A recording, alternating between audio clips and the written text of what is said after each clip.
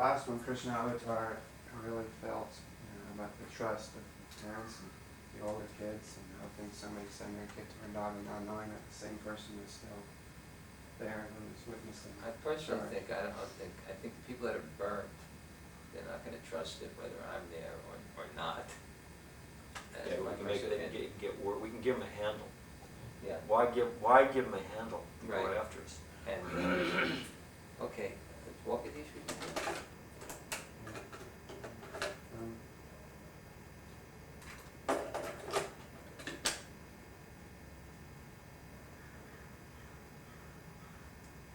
I'm just going to relate what Arjuna says. Arjuna says that Anantarupa and Naravidev sexually abused his friends, and he was there and he witnessed it. So we've already heard that. That's just another person who confirms it. Well, we know it was happening. So, and Arjuna is complaining about the kids being hit without a specific reason, and stating that Anantarupa had previously in Mayapur really beaten up Ras Prakash, who was around to tell the story, and he got a severe fever after being beaten like that. And then Bhavananda called him in, and Anantarupa told Ras Prakash not to say that it was because of the beating that he got the fever, but that he had the fever before the beating, and Oh, who said this? But that's my Ras Prakash. That's all. Oh, this is Ras That was my part. That was Okay. about Anantarupa specifically. Yeah. So I couldn't get a hold of it about that. This is the first time I've ever found his phone number.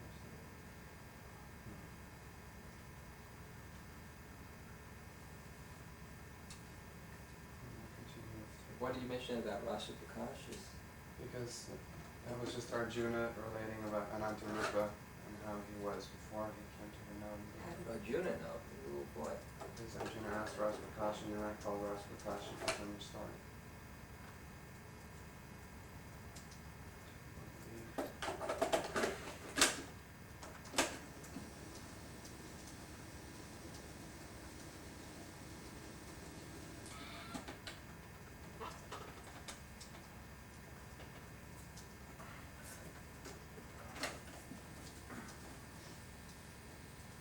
This is another person who's totally away from ISKCON right now. Oh. Talking about, actually it's not, it's a Dhanurdhara, because I'm just finishing this tape. Yeah.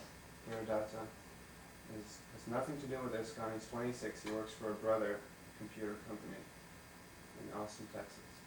He doesn't go by Dhanurdhara, he goes by Alton. And called him up and asked him his name. He was in school when? And he was in school from 1970 till 80. We talked about it. And Raj mentioned that it was a problem. Okay, state your name and go for it. The thing is to realize from his perspective, why he was a problem case. Dhanurdhara, and you went to Gurukul. From 70 to 80, Dallas, Vrindavan, Los Angeles, various places. I guess the issue at hand here is whether a certain individual should be allowed to stay in a position of authority when flagrant abuses were occurring in and around his purview. Mm-hmm. And whether he understood that was occurring or not, I mean, that's irregardless. You can't have somebody in a position of authority that is solely ignorant of what is going on around them. I mean, I don't see how that can be made any clearer. I don't have any personal ill will towards Dhanurdhara or any bad memories regarding it. But you have, if somebody's in a position of authority or a position of leadership, they have to remain accountable. You can't say, oh, I didn't know what was going on, so I'm not accountable. Mm-hmm. Obviously, if he's headmaster and there's a lot of, an isolated case here or there is understandable, but the degree with which there was abuse going on in Vrindavan, and even in the years that I was there, it's astounding. You can't feign ignorance for such a great period of time, and even if you are ignorant, then you shouldn't be in that position. Mm-hmm. How can you be in a position of authority and be ignorant about what you're presiding over? Yeah. So that point is moot. The idea of Gurukulis is also it's a long. it's a great idea, but it in practice it doesn't work. Children have to have a parental authority. They have to have a parental figure, a constant figure in their lives that teaches them right and wrong, that shows them compassion, that shows them love. In Gurukulis, you don't have that, basically. It's impossible to achieve that. Basically, you're taking children, putting them in an orphanage, and expecting them to grow up normal human beings. That doesn't happen. The track record has shown that, abuses or not. I personally don't recall ever being sexually abused. That doesn't mean it didn't happen. It's just, I don't recall it, but I grew up very violent. Any of the teachers who taught me it in my time will tell you I was a very violent child. Now it's not an isolated case. There were a lot of kids who were like me. Mm-hmm. So it's a good thing to have a school based on teaching religion and teaching the 3 R's and all that. But taking kids out of the parental unit and putting them into a, for all intents and purposes, the boarding school is not a good idea. Mm-hmm. So if there's an issue here at hand, that should be it. Whether to even continue having a Gurukula. Yeah, I don't know if we can solve that in this particular meeting. Well, of course not. It's not something that's ever going to get solved by one individual sitting in a room and talking about it. And to me, I read BTGs and stuff periodically, and there's a lot of wanton ignorance on the part of devotees in general that refuse to accept anything. You can't say, okay, Srila Prabhupada said something that is gospel. Mm-hmm. I've got the greatest respect for Srila Prabhupada, but times change. Yeah. You have to adapt to your surroundings. You've got to look at the end product of what has happened over the past 10 or 15 years and say, hey, this doesn't work, and then examine why it doesn't work. Don't sit here and say we're going to, Prabhupada said to do one thing and we're going to keep doing that, even if the results go against, the normalcy of a child growing up. Yeah. So that, obviously, the issue of Dhanurdhara remaining a headmaster in a position of authority is a moot point. Somebody in a position of authority has to be accountable. He has to, first of all, he has to put himself in a position of accountability. He can't say, oh, I didn't know about it. He has to say, you're right, I don't know about it, I step down because I'm totally ignorant and I'm totally incompetent in my job. If you're in a position of authority, you need to know. If you don't know, then you shouldn't be there. Mm-hmm. You need to put somebody who is in a position of authority, who can put their finger on problems, who can understand. For Christ's sake, get somebody in there with a psychology degree or something. Somebody that understands child's behavior and things like that. Mm-hmm. Obviously, I'm not a part of ISKCON, so most of what I say is going to be in one ear and out the other. But it's you guys have to come up to an understanding among yourselves that just blatant following a directive with blindly is foolish. It's not an answer. It's not a solution to a problem. All it does is create more problems. You have to, when somebody says, when Srila Prabhupada said to create Gurukulas, that in and of itself was a nice thing. How long ago was it? But the resulting basically. He's a nice guy, but obviously, he's got a few things that don't quite add up. You said it was going to show why he was so violent, and he also said that too, that a lot of the boys were violent. You're saying growing up in that environment, I there wasn't that loving care of a parental figure, which in the ideal Gurukul it should be. It Right, should be the right. ashram teacher, but not when the teacher is changing every 6 months. Yeah. Now, and the teachers got all kinds of unresolved issues in their own life, Yeah. and it's, But I have to say another thing is I know these original kids, they have at their home life, is a mess also. Like how many, fathers did he have or something like that? I mean, there's a factor there. And the initial boys that came actually right in the beginning, a lot of them took drugs even before they even came to the school. A lot of times in the beginning, I think a lot of mothers would join ISKCON because, they get shelter that were, Single mothers, Yeah, I mean- chaotic lives. You never contacted a boy Vrindavan Das, did you? I've spoken to him, but not specifically about this issue, and I can't get hold of him. I promise. Ishwar Khoury is next. Oh, Ishwar Khoury, who was there in 1984 and 85. I had recently also, a lot of these What boys, is back to God? When was he there? 84, 85. he's the son of Mandalay Ishwar, who used to be the editor for Sanskrit. Right. And, anyway, let's hear what he has to say. But I spoke to him. What they're saying to your face and what they're thinking are two different things. Yeah. It's just reality. Flames of love from a child's life. I mean, if I've got repression, memory repression or not, and the truth is, if I ever do remember being abused or something, I'm gonna sue you. some people better go and hide, because I'm not gonna. Spirit out there. Agree with that. It's pointless. That. I mean, you know it as well, Corey, that BBC, and you've got individuals in a position. If you're in a position of authority and you don't know what's going on. I don't see how anyone could have missed that. And Who's that? more like someone That's what? That's Ishwar Khoury, right? This must have been running slow when it was recorded. I hope it's- Then he's got a deep voice. No, Sounds like a, he's a southerner. he sounds like a southerner, but he sounds like a And 40-year-old southerner. Monty Hart got me, and he started.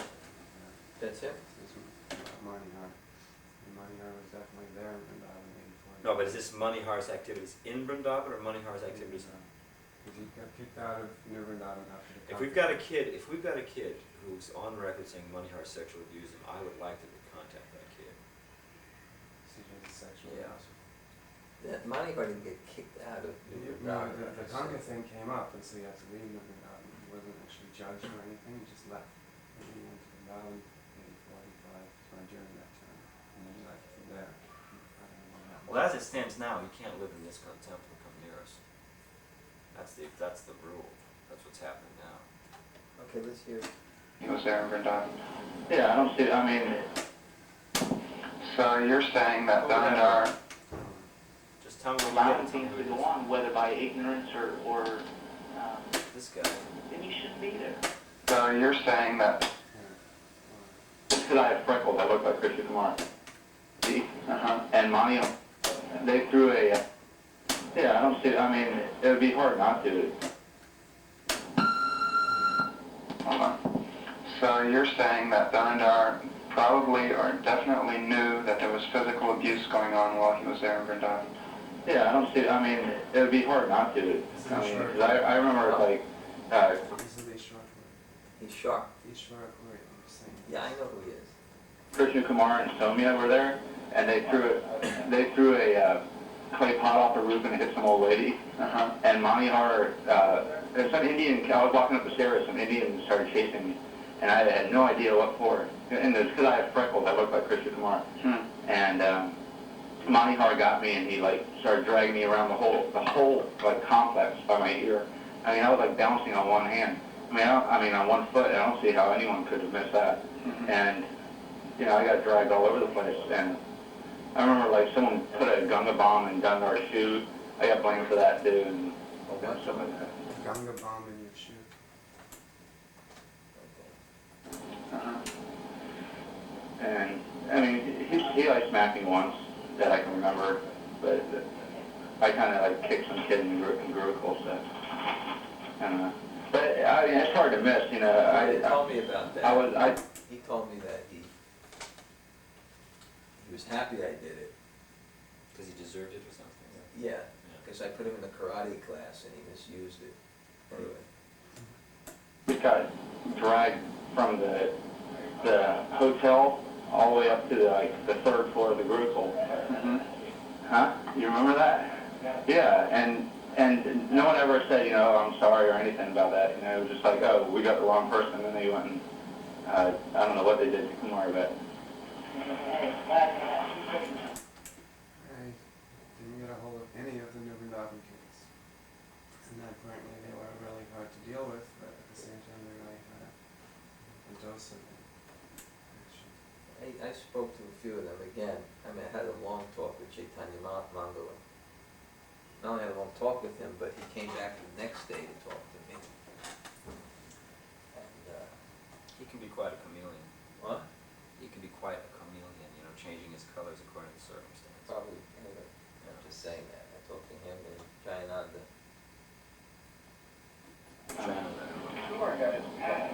did he? Oh, that video right now? Did you talk to Krishna Chaitanya? No.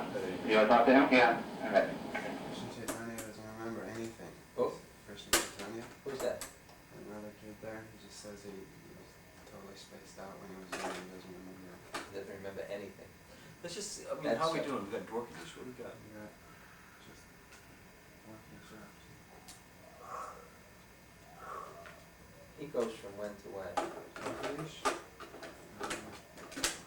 was there from the beginning all the way through. He was there for a long time. Maybe earlier than. When was it? Say this again? He probably left in the early 80s. He actually came back at one time as a teacher also. So he's got this is interesting because he was, you know, he was older. He was like 15 and older when he was there. So he has an older perspective. It's not just a little kid who remembers these vague things. Yeah, yeah.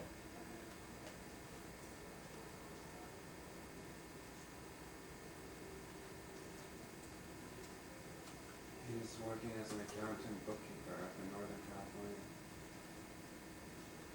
He comes to the Berkeley temple and helps out. I've seen him a couple of times. I saw him in San Diego. Keep that in Sword Krishna. He's what, 33 now? Or something, 34? No, is it really? Yeah, Well, Raghunath's 30. yeah. Okay. He's born in 63. Unbelievable. Because I'm 43. So means he's just 10 years younger than me? Maybe I shouldn't treat him like a kid anymore. It's, Maybe it's time to treat him like an adult. I don't know. Wow. it's, there's such high expectations with him and Bhakti Vishreda. And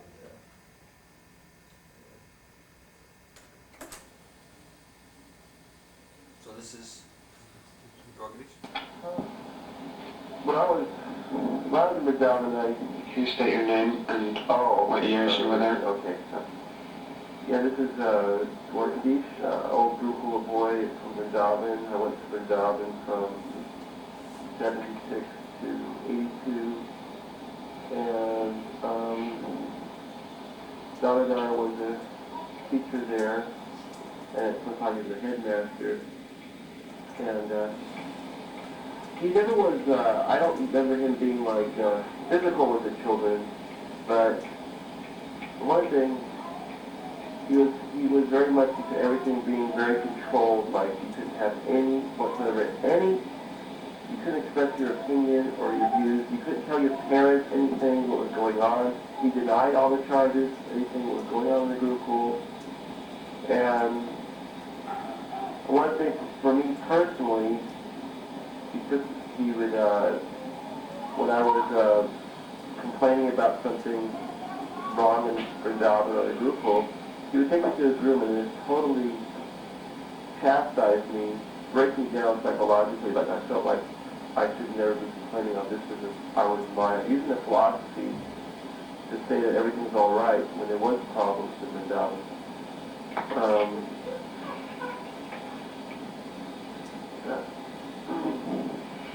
So that was, that's really, I had to overcome that problem of low self-esteem.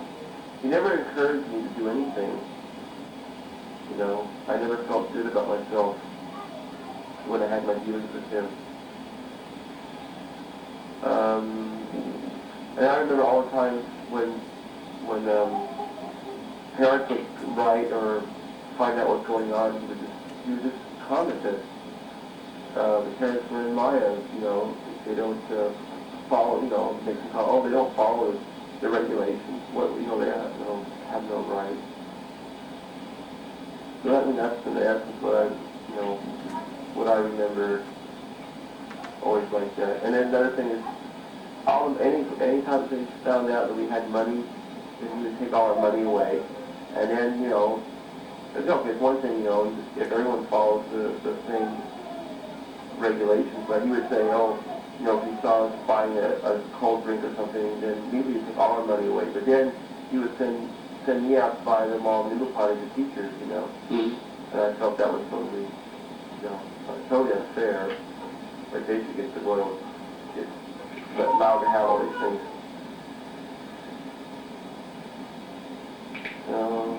What was the general mood like in Vrindavan Gurukul? You were there from 76 till 82? Yeah, the general mood was like,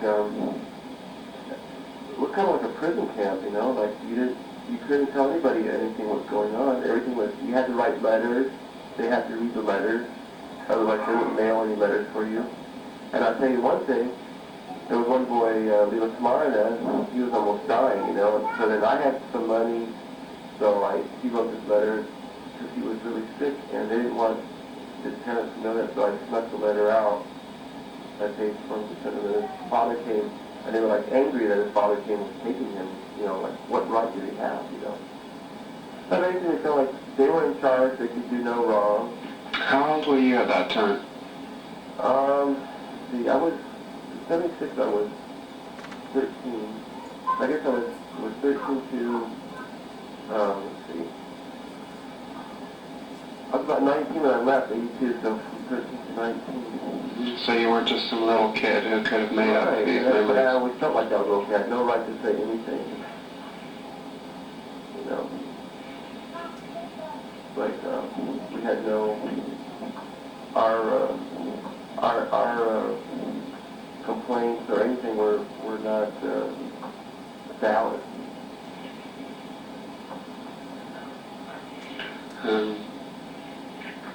Did you ever witness, you know, any physical punishments of teachers, or what, you know, what went down? I don't know. Yeah.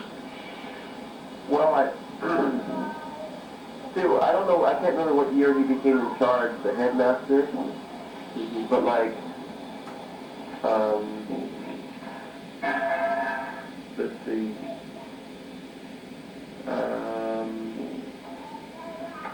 He, you know, like I know Raghunath. Everyone knows him, the Raghunath, the teacher. He was a very, very physical, very violent with the kids, you know. He was the one, I know, he was always beating up a lot of kids, you know, really maliciously. And, let's see. Did Dhanurdhara know about it? Huh? Did Dhanurdhara know about it? Nothing. He didn't care. He never did anything. Everything was going on, and he never. Also, The thing is, did he know about it? Did he know it was going on? He knew what was going on. Everybody knew. If all the kids knew, he would know what was going on.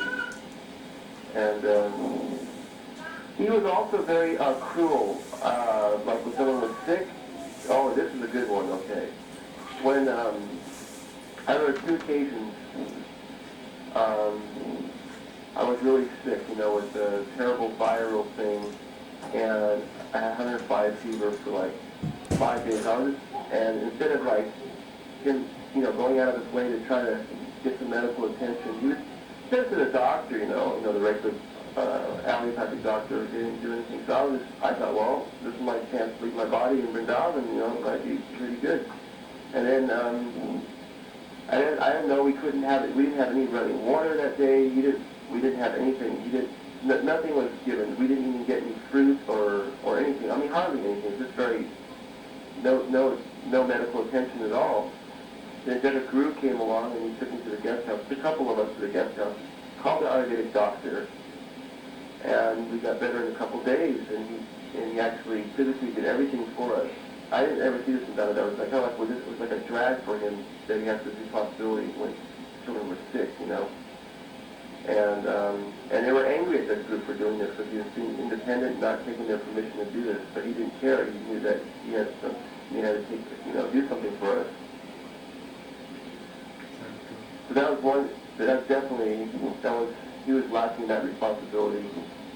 He was just very cold, you know, like he didn't have a caring nature. He wasn't like an encouraging person, like, oh, you know, you can do it, you know. Because always everything was so, he always felt so, put us so down all the time. He always was yelling, always how he's like, he wanted everyone to obey him totally, like 100%. But, you know, we didn't feel like that because, you know, behind his back, you know, we would mimic him and things because we felt so angry with him, but we couldn't. We had no way to escape or tell anybody, you know, what he was doing. And so that was, I've seen that a lot of other kids too, like, they, you know, they were sick with dysentery and, you know, nothing was, you know, being done for them, being taken care of. Mm-hmm. Well, the argument is that that was the past, and the argument is that that was the past. Everything's changed now. Vrindavan Gurukul is nice. Why shouldn't Dhanurdhara still be the principal there? Well,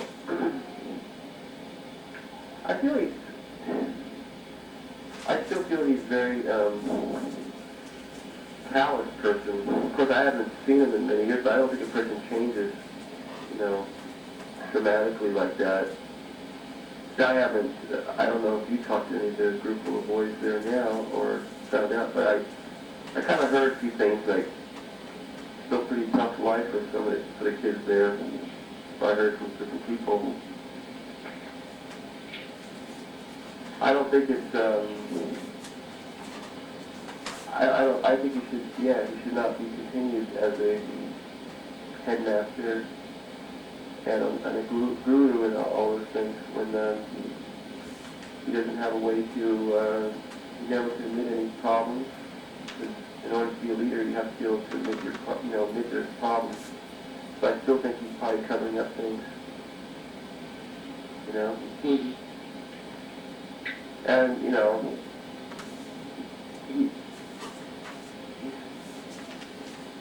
so that's what I feel like.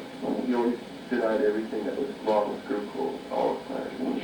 No, you obviously wouldn't recommend sending your child to Vrindavan. No, I won't send my child to Vrindavan. I still don't trust them over there.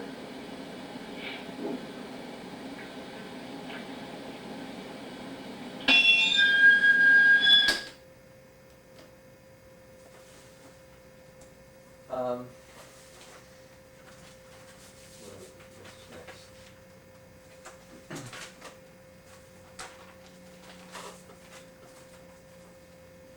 Is that it? That's it?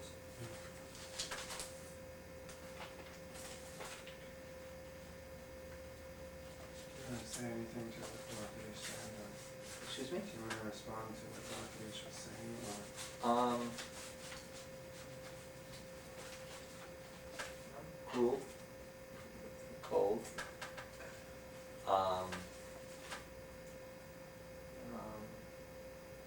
Too much from the head, not from the heart. You know, I was, I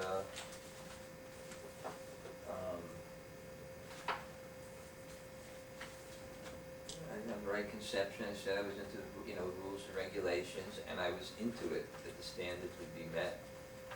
Like, I think it was a Niyamagraha, attached to the, you know, the activity without really concern too much, you know, not understanding that you know, what the effect would be. So I think, you know, he picked up on these things, and, you know, I wish, I had a better perspective, you know, to be, more personal and, you know, I mean, I always had, although Budri thinks that, Borijan was like my apologist or whatever it is, but I mean, What, when? I may have said it, I'm just wondering when. no, I mean, just like, you know, it was ironic that Boris-Jean would wind up defending me because he was, Oh, so, he was, you know, to you, Right, okay, when he was right, so right, much right. on my case, you know, for, you know, like, you know, so he was like on the relationship side of the coin, I was on the discipline side of the coin, you know, and ultimately it came that we actually had the same view. You know, ultimately it came to the same view, but I mean, that was there. That was there. I mean, I definitely, you know,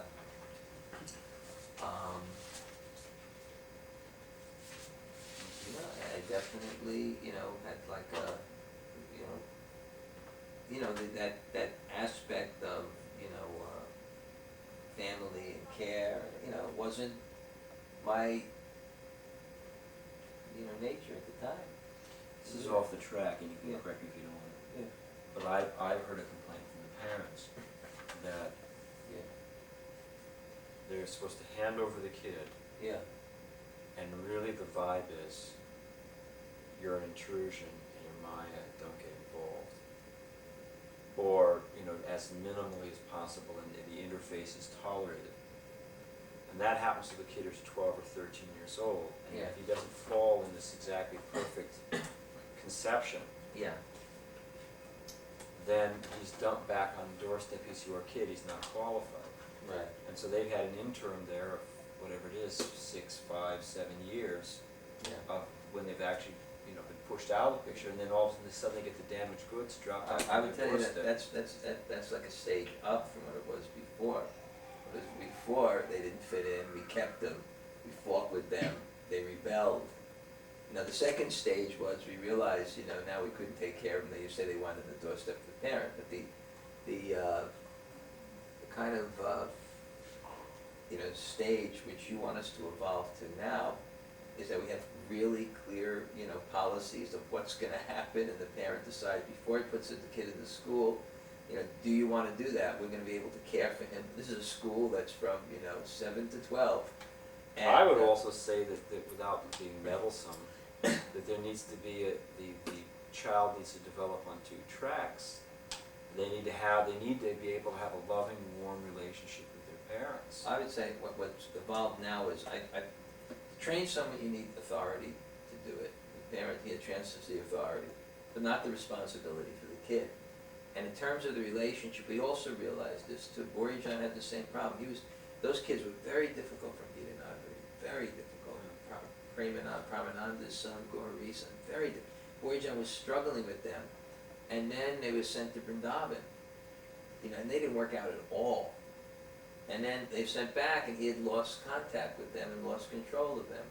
You know, someone had the reins. So what's done in the school now too is it's I think we're trying to adjust it. Adjust it means kids can go home on Sunday for a few hours and see their parents. I mean, that's open, you know. If a parent comes from the West, there's certain policies. You know, when he comes from the West for the first month, the kid can go twice and all day, one day. You know, and then after he stays for 1 month, then it reverts back to the other policy. So I think there is more of that kind of, you know, realization, understanding that we have to keep up the relationships with the parents. And, you know, we used to keep the kids all year round. I mean, that boy, Ananta Vrindavan, you know, his real complaint was, he had that one incident with me where I slapped him, I got angry. His real complaint was he was there for 3.5 years, because he was actually from a poor family. They couldn't afford to bring him back on this island, you know, and, you know, that was really heavy. But again, it was our conception, it's Vrindavan. You know, they chanted Yeah, the there was holy a name, you There know. was a conception that, We didn't have which any- I still hear, that I've heard it. Yeah, They have to transfer, you know, they transfer their parental vision to the teachers. well, And I don't think that's ever gonna happen. I think you can have both. It's like, I love many people in my life, I love my parents, I No, love I- my you know, I agree. friends. You know? I agree. Alright, no problem, I'm happy. Yeah, that's, I think, but I know, like, I think another problem too is I did a little bit of research on the history of Gurukula, a little bit, and I have some conception of where Prabhupada got his ideas. you know, because it's so similar. There was an institutional Gurukul movement in India in the early 1900s when Prabhupada was growing up, and it was a big thing all over India. I mean, you want to have, like, with the government or something to have, To turn over your kids. No, there was a guru. A person like wanted to commemorate his guru, and he thought that best to do is to train children, and he started a movement for Gurukula. Huh. And, because I didn't see, like in the Vedas, so much the institutional setup that Prabhupada set up. And what's there, and it's still in India, hundreds of Gurukulas in this movement that was started, you know, that's kind of the same institutional setup. And I had a feeling, because Prabhupada grew up at that time, he extracted some of the ideas. But, you know, it was really, you know, the austerity and they really would transfer their kid over. I mean, that was it, you know, when you went in that one. Well, some of the Indian parents did that with their Indian children in the Vrindavan Gurukul. They just send them there, and 8 years later they come back and pick them up. And, you know, that was it. And we'll be out of contact for 8 years. So Some that, of them in Nepali traditional Gurukuls in India, that's what happens. You send a kid for 5 years. That was, you know, it's kind of like the system almost.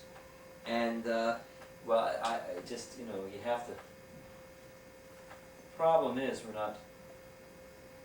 no, we changed it because we Yeah, realized that. So if we're in agreement, why Yeah, pursue we don't this? have to pursue it. Okay, we just had these 2 calm messages back from 2 people, both of which intended, well, I don't know if you know Murari, Madhava, Urmila's son. Yeah. Which Madhava? Urmila's son. Sure, Yeah. sure. Was he in Vrindavan? A little while. Huh. A little while. I'm not exactly sure what years, I think it was 86 Yeah, or something. Okay.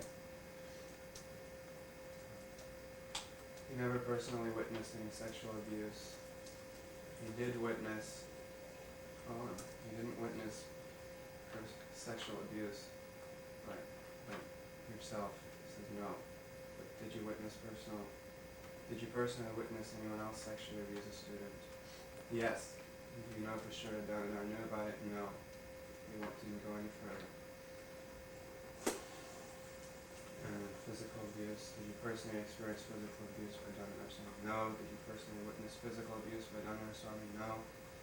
Did you personally experience physical abuse by someone else and did Dhanurdhara Swami know about it? Yes and no.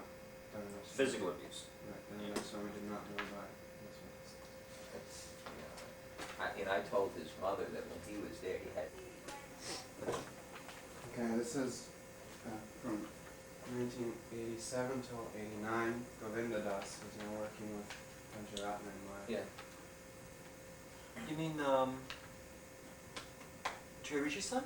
No. That's Govinda Madhava. No. He's originally from Belgium. Okay.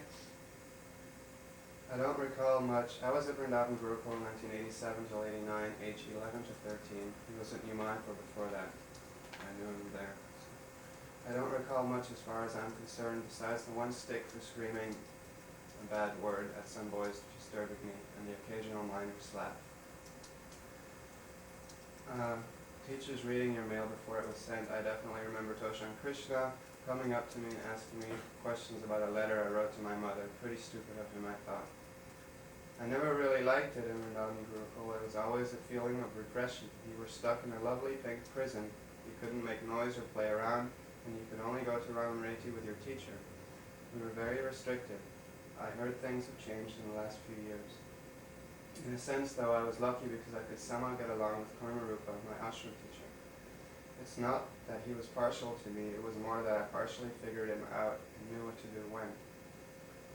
I do agree with you that there was plenty of abuse, mental, psychological, and sexual before my time, and there's every reason to clear up the history. Just mentioned, that's when I was out of the school, and I'd have to say too, in deference to Gauri, he has a good brain, and he has given the kids a lot more freedom.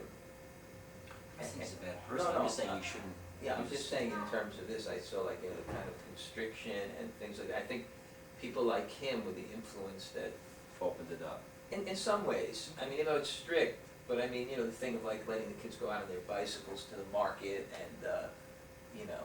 Yeah. But at the same sense, you get the child protection crew, you know, if the They're kids are worried not. about getting hurt. No, if the kids are not supervised on the way to the, you know, go Sheila. Okay, so where do we go from?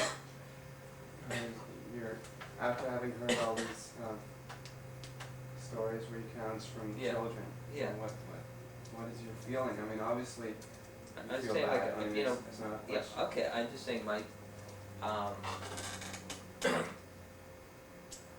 see, you know, I'm trying to go back and look through the eyes, you know, and obviously I didn't have the same vision as them. You know, to me, sometimes it seems condensed. You know, I don't remember a lot of it, okay, like that, but,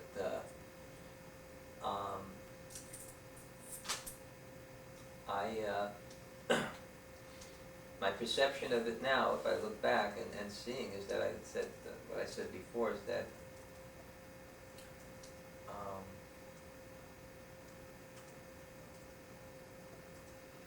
you know, there's no way that I could, defend myself. I mean, there's just no way, there's just too many things that happened, there was too much incompetence. I thought also, I mean, even what Raghunath said yesterday about, you know, whether I knew or not knew or something, I thought that, you know, my whole mindset was such that, like I said, I tend to be, you know, liberal with the teachers and strict with the kids, you know, and, you know, I thought also I had a misunderstanding of the, just, the form, the institution, the standard and rules is a thing that was actually the goal of the school. And it was a big mistake. And I think it was a big mistake, and that I,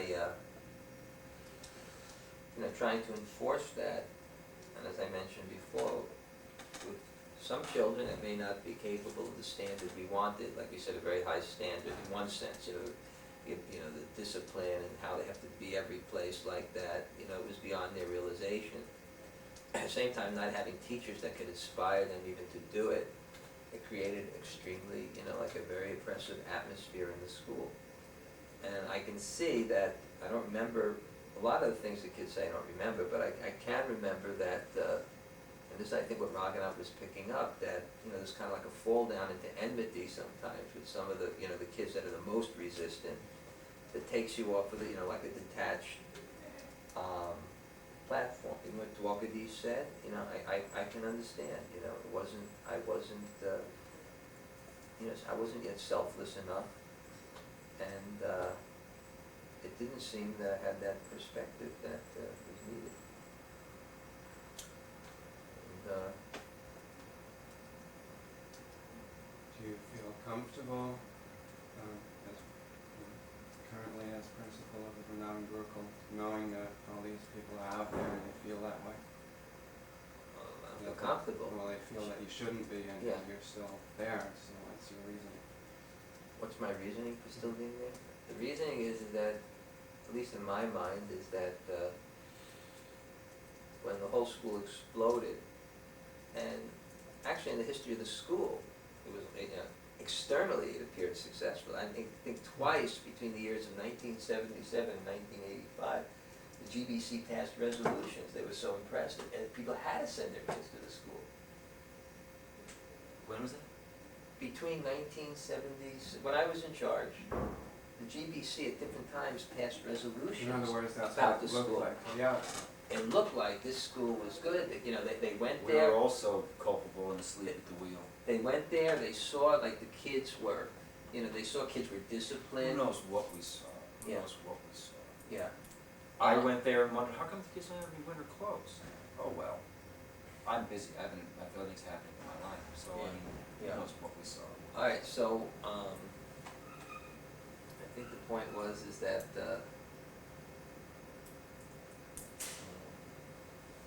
I didn't have the right perspective on things. And you're asking, oh yeah, so that when it exploded, I remember when it exploded, right, I had gone before that on like a tour, and I had a slideshow of the Gurukul, right? Went to Vrindavan, amazing, kid down to send 25 boys. He saw that the boys that went there that came back seemed so much better behaved and gentlemen and sense controlled and enthusiastic. What do you say? He sent somebody. I went to Texas. Well, Krishna was. I went. Rameshwar was sending his kids. I went to France. And it was like, and then just when it reached, like it was like 125, then the whole thing exploded. It exploded in my face, and I had to face all the parents, kids, and then it kept on coming out more and more. I mean, it's just like, each week, more and more would come out. So at that time, I left the principalship of the school. And What happened during those 2 years? Did you go away, or? I traveled more.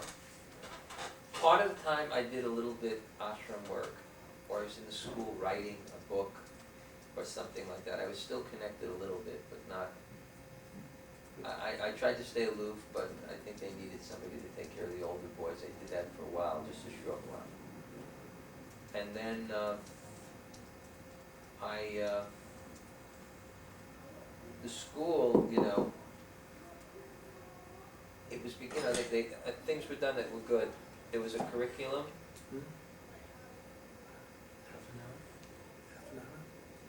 Toshan Krishna, he was into the academics, practical man. He got into making a curriculum, worked with the teachers, and then child protection started to become active. But the school was really falling apart. I mean, people were becoming demoralized. The teacher. I mean, it was really. Why? Well, I accept. I'm just curious. Why were they becoming?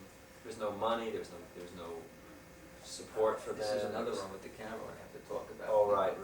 Problems. No, But I'll ask him later. It's no problem. yeah, but. It's off the track. I'm sorry. And there was one particular incident where and then I was actually remember going to Prabhupada's Samadhi. Should I take up the service again? Should I take up the service again? And there's one particular incident that just inspired me that people were asking me, mostly Toshan Krishna, who was the principal, wanted me to do it, and he had become the GBC, and Borijan, who was involved in education, wanted me to do it again. And they asked me.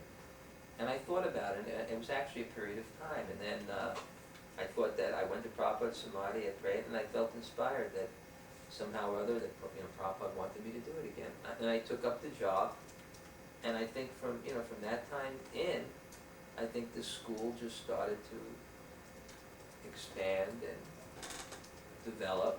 So I became more and more encouraged and enlivened. And it got to the point where I left that, it was different than before. I mean, all the teachers, really felt that I was a good leader, and they were inspired. The children, I think, the real relationships were very. I mean, when I left the school in before April this year, when I left the school, each class just called me into the class. It was spontaneous and made like presentations, beautiful presentations. I mean, I was really moved. I mean, people had deep affection for me. Really felt that I was, helping them, and it felt like the relationship was very nice. I remember I went to different classrooms, and the presentation by the children, the stupid stuff.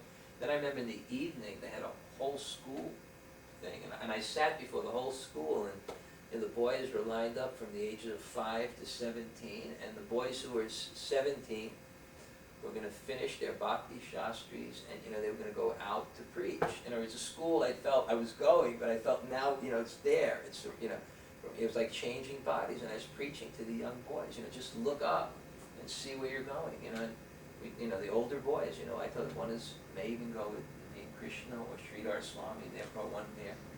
I felt very inspired and alive, and that this I felt really wonderful. The school and the students are showing enthusiasm, the relationships, and things like that. So I felt, and actually during that time, a lot of times I questioned because of my aloofness from the day-to-day management and the growing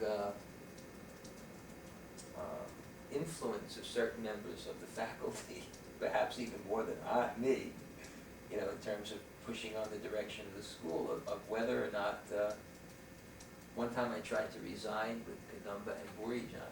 I approached them, not feeling that I was really kind of needed so much or something. And they kind of insisted, the ironic thing right now is that, at least from like, you know, the leadership and something, I'm looked at as the one, you know, the teachers are looked at the ones that like they're real fired up and the thing, and I'm the one that, you know, that they can deal with, you know, the person that's, Yeah, I just wanna, you know, it's Yeah. maybe a semantic question, but Yeah. most of these teachers are new, they don't, do they know all the they history? know, they know. Do they know? They know, and they got on my case. Now they know, but when they came, they were getting on my case because maybe there was, you know, it still wasn't so together, and I mean, I had a lot of pressure from them too. You know?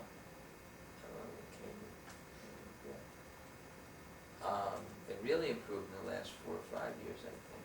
Yeah. I think they know. As far as I know, this is the first time that all these testimonies have come forth and that they're actually, you know, brought forward. So before that, it would have been rumors, or, you know, nobody would know exactly what happened unless you told them. Well, I'm gonna tell them about, at least, I don't, like I say, it's, my vision is still not exactly everything that's said, you know, like, when I hear the image, like, it's almost like a time fragrance of one dark thing after another, and I don't see it that way. But, you know, I'm gonna tell them about the meeting. You know? What is your status right now with India? Because I got a message from Dhanurdhara Maharaj, he's trying to, from Gopal Krishna Maharaj. Yeah. He's, Gurjan's blacklisted, or has his, not blacklisted, but he was, you know, asked to leave, and you were asked to leave. Yeah. I'm trying to remember the message now, it seems to me he said he could get one or the other person in, Yeah. and he was wondering who to push for first. Yeah. So he would try for both, but maybe they could only take one at a time. What does that mean? I'm just trying to remember the message. Well, I got a message they're gonna, that, you know, somehow, that's why I'm calling Mahamantra, that they're gonna try To to meet some guy in Delhi or something, it was some. What? Yeah, Borijan, they're gonna do first and then me after. That's what it was, they were gonna take one first, and they're gonna take him first, gonna make him GPC meeting. Oh, and then I would. And then he also needs to situate his family, so maybe that's what they're gonna try to get one down and then the other. I'm trying to remember. And then I would get in later, or. I don't wanna confuse the issue, but you should chill, I guess what I'm saying is this, with Gopal Krishna Maharaj, I got a message, he was definitely working on both, but there was some question of timing, you couldn't do them both easily, they would do one, and then there was some sequencing. What the lag time was, I didn't know, Yeah, and you might wanna check with Gopal Krishna. well, I'm gonna call them up tonight, but, what were you saying, Matt? This is gonna be my last question, because Well, I'm just gonna say that my relationships are so, like, right now with the teachers, they have, they have very high regard for me. You know what I'm saying? You can give them all these tapes, they listen to the whole thing, I think they still have high regard for me, because they, you know, it's different, it's a personal relation, they dealt with me. Well, yeah, I helped can them. understand that, because from whenever they started dealing with you, they, you know. Yeah, it's just a a previous different life. It's just like what was in a different life. previous It's like life. waking up from a nightmare and Yeah. going on to a new life, you know. My last question is, because Borijan was mentioned a lot, how long have you known Borijan? Because, you know, he's like, it's always, He's mentioned as what? Borijan was there, and he said that it's okay, you know. He kind of backs you up a lot, so I'm just wondering if there's a long-lasting friendship there. That he would do that? That he would back Well, me no, up no, because it's of that? just in general. We're very good friends, but on Gurukula, I don't think it was like I say, he was agreeing with me all the time. We had our differences in Gurukula. And I think he was, you know, if anything, he was on my case a lot. Because somebody told me that you guys knew each other from high school or something, you joined together or something. Borijan has integrity, he's like, I'm just curious, it doesn't matter, but just to answer his question, did you know each other from high school? no, I never knew him before working there on Gurukula. And, he appreciates what I've done, because his mission for Prabhupada was to establish Gurukula, and he feels that, to some extent, that by my leadership it's done. Even in the book, his introduction to art of teaching, he mentions me as that. And he saw what I had to go through and what I had to do. He came in '82. He thought it was pretty crazy. because the people were completely crazy. Everything blew up in 85, 86? It blew up in 85, I think. Okay, well, a little bit, yeah, I think 85 or 86, it blew up. 86. Blew up. It was first in Dhanurdhara was exposed. One boy told the teacher and told me. When the Chandra, What? when the Chandra, that whole thing came down because I don't know anything about Portachon. it was between Jagadish Maharaj and What? Shani had intercepted some letter that he had written to a Sankirtan devotee on Pariyacha who he had an affair with, and he got back to Shani told Jagadish Maharaj, get this guy to Gurukula, and then showed him this No, that's not what you know. He got out of Gurukula. Who was talking about, Jagadish Maharaj? This guy Portachon. You know he got out of Gurukula? Because he whacked me. This is a student, how he got removed No, from no, school. it was a teacher. It was one of the teachers who was saying, Oh, Purnachandra, the same Purnachandra is still around? Yeah, yeah. He's got temper. Whoop. He whacked me, and then he was sent to the people. Hey, I'm finished, you know? He was sent to Padayatra, yeah. and then he whacked Jayadvaita Maharaj. That's why. You're not gonna whack me after this one. That's why he won't see it. That's why he was sent down. What? And I think he was like an administrative assistant. I remember why too. He was attached to this motorbike that he was using as administrative assistant, and Andrew was making a lot of politics with him. And then someone died. Right? So when someone dies, the system in India is you're not allowed to collect anything till he dies because it's inauspicious. But then when he dies, you have like an hour or two to take him to the thing. All of a sudden, you got to come up with the wood to burn him, the thing for the stretcher, the cloth, and thing. So I said, you know, they asked me, can I? Why? If you know, whatever. If you collect it beforehand, it's like you're wishing him to die or Yeah. something? Yeah. You're rushing the guy along? Right. So they never do it. So that's what happened is that they asked me at the time, can we use that bike? And he was like in that sectarian Gurukul mood. So I just like overruled him. And he flipped. He flipped out. Later he went to speak to me about it. He was jacked up by someone else. And I was just sitting there and he just, he blew up and he just whacked me. And then I was cool and I just kept on talking and he just whacked me again. And then I just, I knew that, you know, he was gone. Emotional problems. I knew that he was gone. Jeopardize the But relationship. he wasn't a teacher, he was like an assistant. And that was it.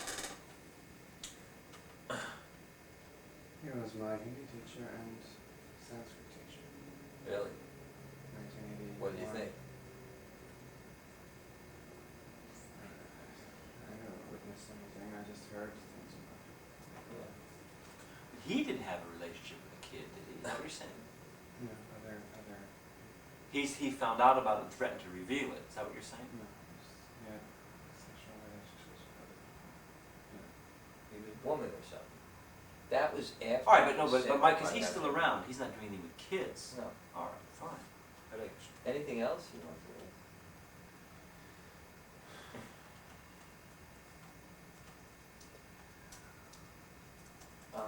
Yeah, oh yeah. You were saying, in those days, you were talking to me personally, saying how in those days you were really strict to the rules, you wanted to follow these rules, and that Yeah. was what you were Yeah. doing. Yeah. Oftentimes that became more important than, the actual Yeah.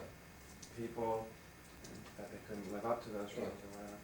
But you also told me yesterday that you went through this change where now you feel, you feel that you have to appreciate and love and care for the devotees, and that's how you develop love for Krishna, and that's how they develop love for Krishna when they see your Right, okay. Siphius went. Repeat that. Yeah. Is it? Yeah, the point I made is that the goal of life is to develop love of Godhead. And to do that, the devotee is the representative of God. I'm listening. And that to develop love of Godhead, you have to have affectionate relationships with the devotees.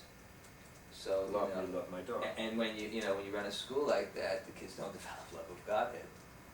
So, you have to, it's a very fine line between setting the proper standards of discipline and, holding the line, and at the same time, developing open relationship. There's one other point too that I really feel like is the really crux of the result of all this, which I feel the most sorry for, is that the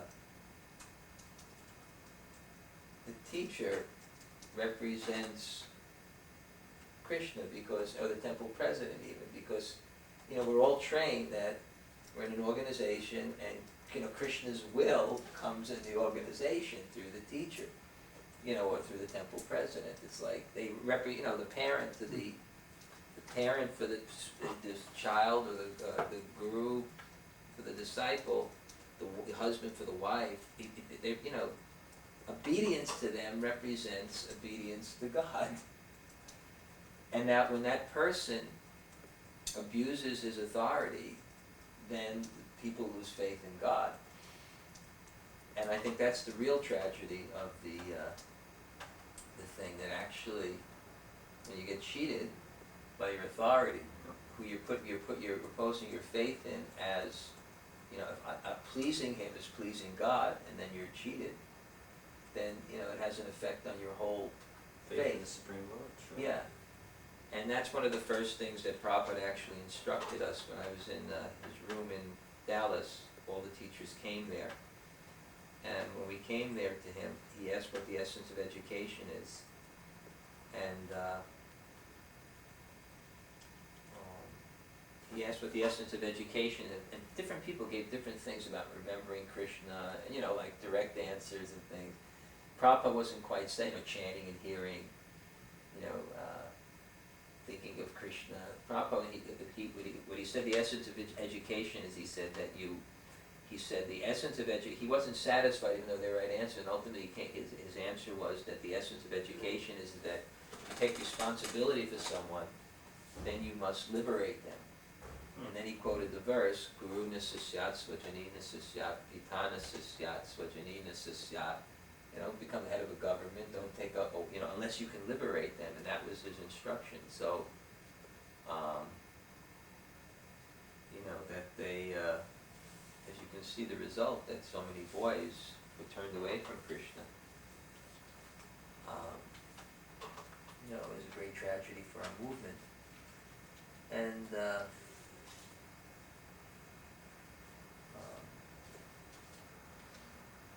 Vrindavan, because we also realize the weight of the responsibility, we're almost not willing to take it fully. You know, unless we're trying to take, in other words, what we can actually do. You know, we can't open our hearts to every single boy who has, you know, wants to come to the school.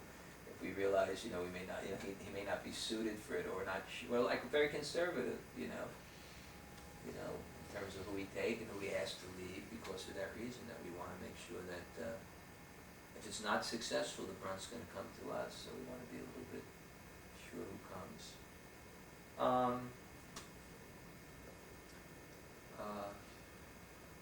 You know, my offer is whatever I can do, I'm willing to do. I came to this meeting, I'm willing to do more. And I have to say also is I got to ingest everything I heard, and, you know, think about it very carefully and try to, you know, as much as possible, try to get, you know, a more clear vision of what happened, what my responsibility was. You know, sometimes there's, I don't know how Maharaj works. I know that I have a certain image of myself, and when I could be completely oblivious to what actually happened, or, you know, I have my perception. And when I'm confronted with that, and there's all kinds of reasons, basically false ego and pride. I'm not juxtaposing anything, but I become defensive. But then you can't help what you heard, and it works on you, and you think about it, and there's like a delayed reaction. You think, well, although your reaction may have been defensive or whatever, you know, when you think about it, you take it with you for the rest of your life. So. I was also thinking of some of the things that Raghunath said. Not that I have a relationship with him also, which I can't explain. You probably have one with him too. I have one with him But too. you know, the part of the, you know, my personal enmity, you know, rather than just being aloof and things were going on, you know, is maybe something that I forgot. How I fell under that influence. I don't think always, you know, but, you know, I can actually see, and from talking to him, that actually that happened, you know, and,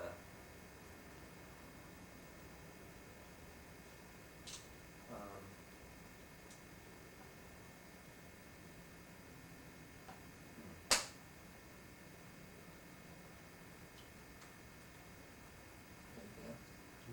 We never really spoke about this on today, but what steps are being taken right now in Gurukul to make sure that Let me, things are I'm not trying to rush you, but I mean,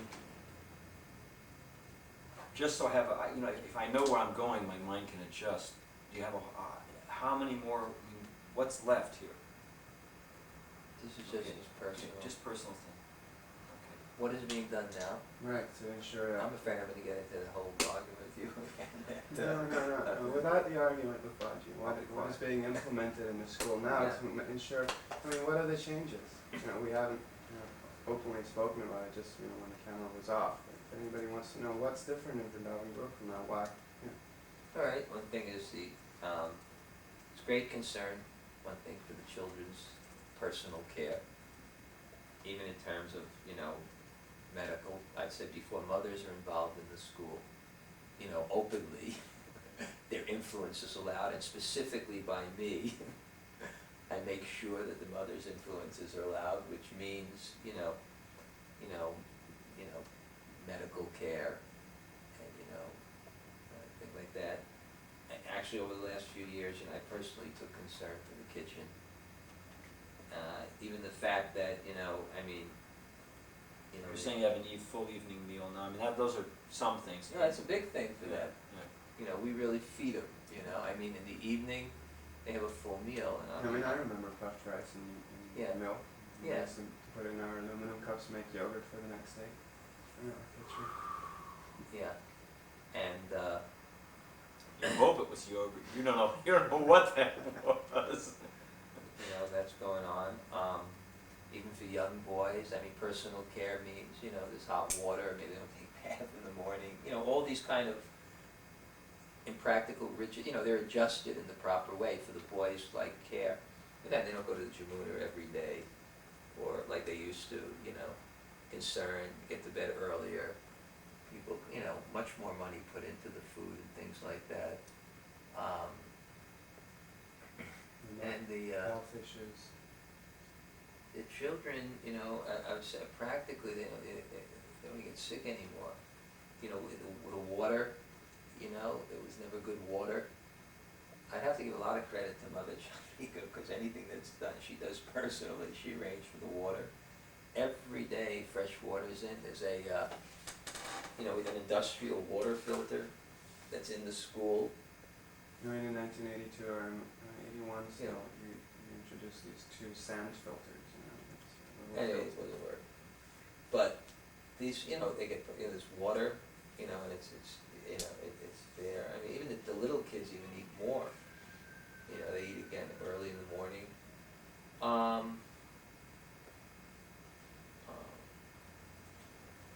The quality of teachers, the teachers are trained.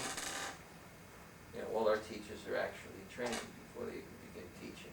They get a full teacher training course. How long does that cost? Well, when Borijan did it, it was like 3 or 4 months. Now it's a little bit, It's obviously not equivalent to the years of teacher training in public schools. I think it's more. That's my personal opinion. It's amazing. It's the essence. You get master teachers like in the first year practically. And I think there's quality of teachers is really good. What are the qualifications of a teacher? Referring to that. Qualifications. They have to be,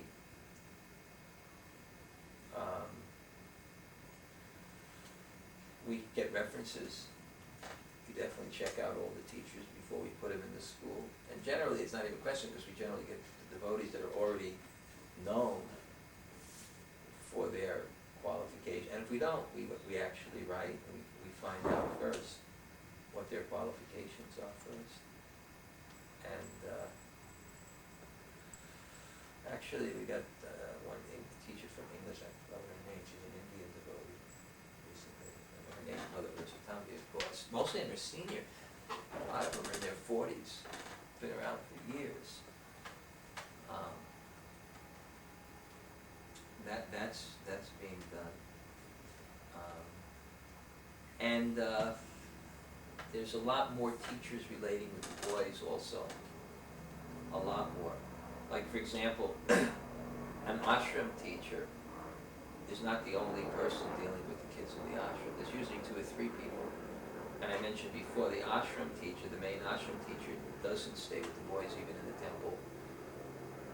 You know, their main thing is they give the class in the morning to the boys, they keep the ashram together, they counsel the boys, they give an evening, they don't take them on recreation. So we try to get a lot of people involved. I said also with the thing with the parents, the kids see the parents on the weekend. If they're there, the parents visit, there's provision for seeing them. The school bus is like maintained all the time. Kids go out regularly. You're saying about the bicycle, What? things that they get to do for exercise. Older boys, you know, get more freedom. You know, can go to the market, and it's You not don't like open that- mail anymore? No. And they don't have to screen letters? No. And it's not like, you know, there's much more, you know, kind of intelligence on how to give them enough freedom and let them go places and, you know, buy things. And And corporal go out. punishment, what is the policy for corporal punishment? How is corporal punishment?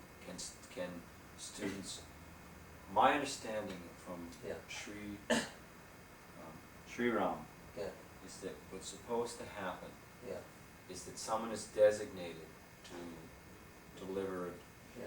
corporal punishment. And it's not the teacher, and it's not the exact incident that it happens. The teacher can't just off and smack a kid and say, well, we were allowed to hit kids. Generally, the policy is that on the designation of the principal, certain people may be allowed to do it, but factually in the school, the only people that actually do it, I mean, I don't tell Mother Chandrika she can't do it, but she doesn't do it. And none of the academic teachers do it, none of the ashram teachers do it. It all goes to Gauri Das. And the general thing is, when they actually get slapped or something, it's after, like, you know, Or something, what does that mean, or something? they get slapped. So they can only be slapped, Yes. not punched with a closed fist, No, no sticks, no no, smacked into balls, no. It's that, and the system is that, you know, children get a certain amount of checks in the ashram first, then they're sent. And then when they're sent, they're generally talked to. They're not just hit.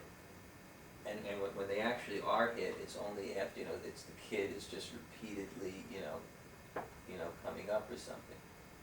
And then you slap it's been done like that. And what it does is it enables you, when you take that kind of, you know, you don't want in the school that every ashram teacher has to be a very, like, powerful You wanna have person. the uncle you send them to. No, but also you don't want to have in the school that the qualification for an ashram teacher has to be someone who's, like, you know, got some real, you know, like a, you know, real strong personality. So I think what it enables it enables you to get a variety of different types of ashram teachers, you know, who may be more gentle and things like that. They like it because it's discipline, they don't have to deal with it, and they may not even be good at it. So that's, I think all those things are going on, and I think that, you know, there's open relationships with, you know, many teachers, not just one, because of a variety of activities. And also, you also have a child abuse protection team. And that was my next question. Yeah, and there's a child protection team which educates the children also. First, And they're it's- educated, they're supposed to have, there's a manual that was put together by Sri Ram. Yeah. And there's standards set for what child protection, so are they all educated about sex abuse and Yeah. how to, so that what's supposed to happen is it was to go through that manual. Well, actually, I think we wrote the curriculum, actually. Yeah, you may have written a little bit more from India, but the point is that kids are all explained, just like you should brush your teeth or whatever, you have to teach them, you know, this may happen to you and here's what you do when it happens. Yeah, and it here's how you starts can with respond. general prevention and protection, and then goes on, and it's been worked on extensively. They go through that system, and I feel one success has been is that, you know, you see actually, it comes up every year, there's some guy in the temple that, you know, tries to give a kid a mango or something, and it's like, they tell, at the beginning of this year, you know, before the school start, some guy slept on the roof, you know what I'm saying, and someone came up to him, they told, they tell, and, you know, they have those kind of relationships with the teachers in the school. There's not that kind of fear at all, you know, it's. So the kids are this, to protect them from the child, I mean, there are always going to be perverted people that prey on children, but at least there's the system that the kids are prepared for, the teachers are responsive to it, and so that gives As some long as you protection. never ever punish the kid who tells, because if it's wrong, you know, whatever, because then they won't tell.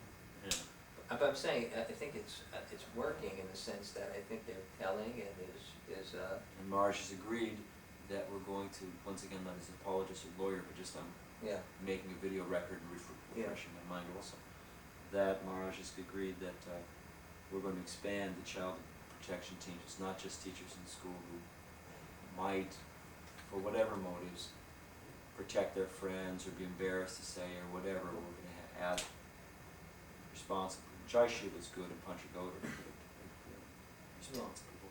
So, and someone from the parents and someone from and someone from the school, someone from the temple. So you don't just have it standing on one leg of the school, you have.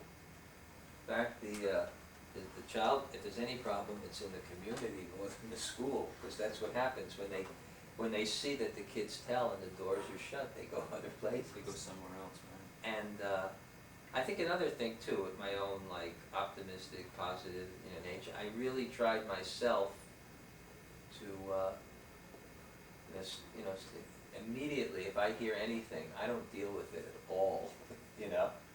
I just turn it over and you know, and depend on Krishna, you know, so that there's no chance of any sense of, So you've compensated for your, because they're saying, how come you didn't see it? yeah. And then, you know, whatever. Not only compensating that, but just the relief that, just by one move, I turn it over, that I'm, you know, I don't have to get involved in it in the sense that, you know, if there's any tendency of embarrassment or something like that. And, yeah, I feel it's been active, you know. It's been active. They've also brought, that lady, Mother Soda came in, to also train our teachers. She did. Yeah. I mean, your Krishma's disciple. Yeah, She's she's great. top official, or you know, whatever, it's a responsible position with the state of North Carolina And, for child protection. even, I don't know, this year seemed a little bit, but financially, we actually got it to a little bit.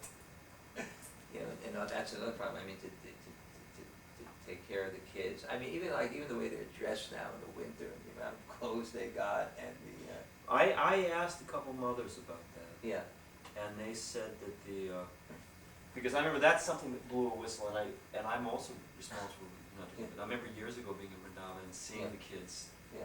and thinking, my God, you know, I'm all bundled up and they're cold, I don't buy it, it's just, you know, hysteria. But now they have even, you know, matching hats, scarves, Yeah, they got a nice they uniform, look and they get cared for. new things. And the little kids are cared by women, you know, there's a lot of mothers involved. You know, they actually have several ashram teachers. How many kids are in school? Students altogether? Actually, because I haven't really been in What communication. will your last, you know? I would say somewhere between 80 and 90. Of those, how many are Indian, how many are Western? Half, I did actually count before I went, half are Western and half are from India and Nepal. Sure. And in terms of the boys from Nepal, that was did at a particular time, because when I took over in, again in 87 or 88, I mean, that was one of the things that was demoralizing, those students. So I brought these boys there also because they're, you know, they're kind of enlivening to the teachers to have those type of boys, but the policy is now is we just keep that steady. And as the school increases, Steady with we what? don't increase the percentage of Nepali boys. We brought in about, 15 or 20, and it stays at 15 or 20. You know, there was 15 or 20 when we had 30, now there's 15 or 20 when we have 90. And, So the argument is just full of submissive, docile Nepalese boys Well, who and- just and- are mum to what's happening. and my personal glad to have a opinion meal is and learn there's no English. difference between Western and Indian, and Well, the only argument would be, and this is off the track, I would just say the only argument we would have to answer yeah. would be that, if we want to serve the parents, we want to get kids, we want to serve the society, we want to take care of our own kids, why are we importing these kids that aren't even our own people? But, then at the end of if the argument is that we're trying to, you already answered, I'm satisfied, it's only a Yeah. small percentage. And they're qualified people and they're producing good preachers. And not only that, it's like they become our kids because you make devotees. Yeah, so it's not a point. And I'd say even, I wanted to be able to answer because I hear the, it. the other thing too is curriculum. It's like a curriculum for the students. And I think they get a fairly decent, education. I mean, the reading program, it's really, there's actually a curriculum that they go through and they learn. Now, the other thing too is that naturally, it's always hardest with the oldest boys. You need so many people, but, things like that. I personally purchased computers. They have a computer. The older boys, the way they, compared to before, with bunk beds, really nice rooms. They have a big hall to themselves. They have a library. They have computers in there. They, so I think a lot of things like that have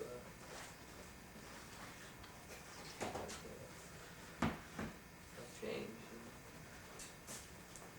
What else would the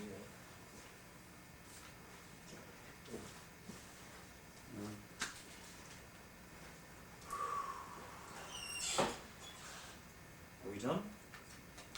Yeah. I was just gonna ask, was there ever a reference, because it was said at one point that justification for a lot of what happened in Dallas and Vrindavan was that Prabhupada said you could hate children. So I want to know where that justification is, if it's in writing. Well, can I tell you what's happened to that before we go on? There is, I don't know the answer to that one, although I've had it quoted, I've had a description, I've had Merle tell me about it, and I'm, whatever. But what we're supposed to be doing is getting on calm, and getting, people say you need to do it, we don't see, people, to discuss it, and actually come up with a universal policy on corporal punishment. There are some people who think that it doesn't need to be done, some people think that it has its purposes. So, I have my personal opinion, but I don't have any right to oppose that, I've never even taught. Just in But just in for the regards- record, Just in regards to Dallas and Vrindavan, that period, where it was actually thought that Prabhupada said, oh, it's okay, so that's what we're doing. Well, that was his point. It's the point that, okay, the Prabhupada said it was okay. Now these people ran with it. and right, and what Prabhupada, like someone was saying, Prabhupada made, his corporal punishment was an open hand on the face, and we don't even know what philosophy. And then you've got Prabhupada also saying, the child should be beaten, you should be beaten. So you have different statements by Srila Prabhupada. Jagadish Maharaj at the last Board of Education meeting was adamant, because it had been so badly used that the benefit was so outweighed by the possible detriment that he was insisting it shouldn't be used. And then you have people like Vrindavan, and I'm not mentioning Vrindavan Gurukulis because I don't want to put you guys on the spot. No, I'm just trying to Right. And I sideline. wouldn't say my opinions. But Murley, and I'm not putting Murley up as a saint, although I have a lot of respect for him. And he seems to be, he's working with Western kids, with Western parents, so he would be. And he said there are times that he felt that corporal punishment was appropriate and beneficial. So he didn't think there should be a wholesale discarding of. So, and I don't remember how Mother Irmala weighed in, but the idea was to get teachers in Australia, get teachers in India, get everybody on, and if we're going to do it, why are we going to do it? What is it based on? What are Prabhupada's statements? And maybe we aren't going to do it. So just to answer this, you know, that's the answer. We're going to look very seriously at corporal I mean, obviously, as soon as you give a statement, then somebody's going to misuse it and say, well, it says right here, GBC resolution, corporal punishment is okay. Yeah, but if you have a child protection team and if you have responsible, I mean, you know, there's people who, I mean, you say that with any kind of standard that we do, people misuse it.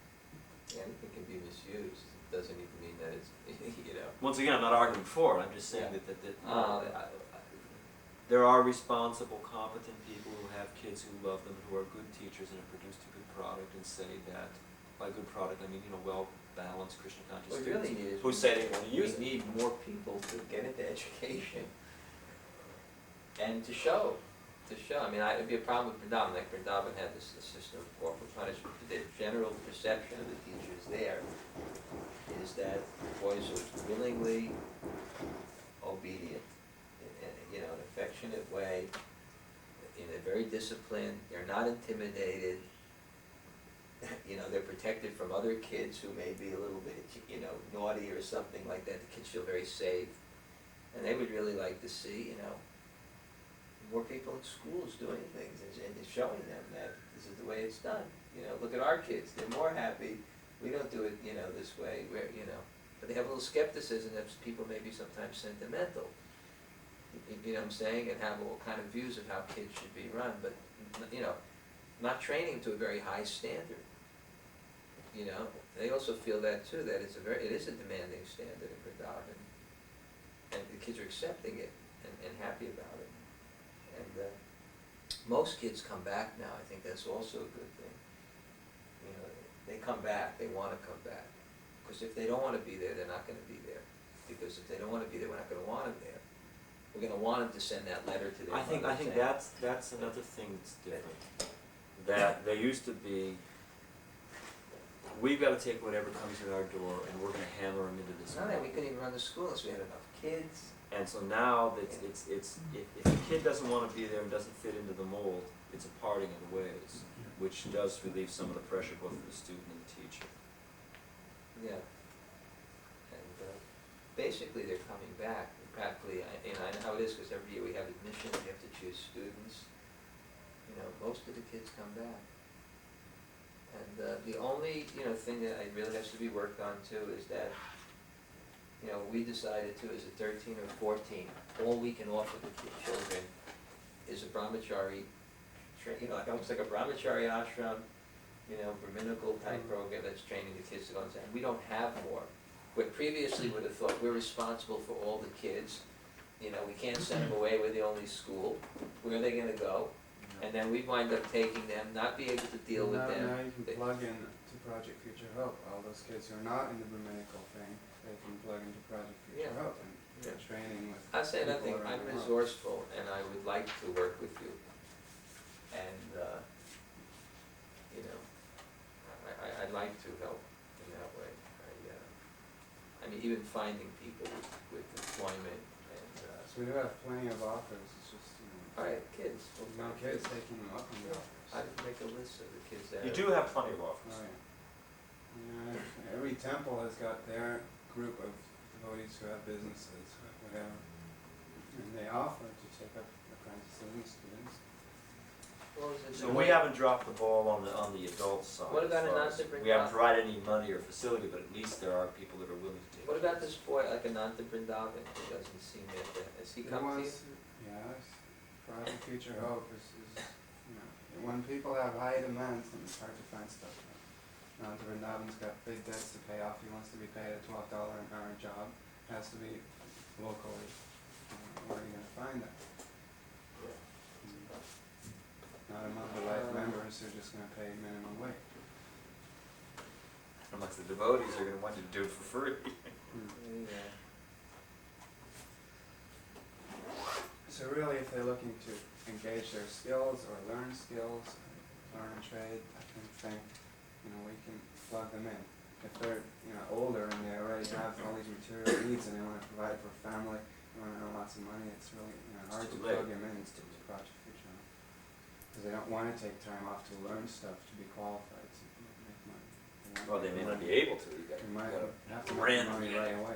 baby needs a new pair of shoes. You know? Yeah. Hmm. So really, the target of Project Future Hope is the younger kids coming out of Gurukul. You know, if the That's Gurukul interesting. interfaces with us, then we can immediately Can say, you give hey, a list of the offers that are there? I mean, and kids are coming out from our school, they'll be coming out at 12 or 13, so they won't really be coming into the workforce. well, you know, training, you know, you sit with somebody at the BBT in Sweden and you learn how to run, you know, the BBT office, you know, Yeah. like that.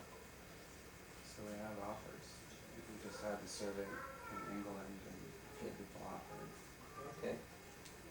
Well, I'll make the school aware that, Because, you know, then you can, well, actually, yeah, you actually, can implement that in your Where's Young in Sundays? your brochure and your curriculum. Say that, you know, those who are grammatically inclined, we train them here. The other people plug into Project Future Hope. Can you give me a list of the jobs? Like that, okay. That's good. Did you ever think of yourself getting further education? I remember you had such a good brain. Did you take time off and come to the preacher training course? I'm sorry to interrupt, maybe I'm gonna throw two things in. Yeah. One is that, I'm supposed to give class tomorrow, maybe if there's a book you can show me what the verb was, could you give class yesterday? Yeah,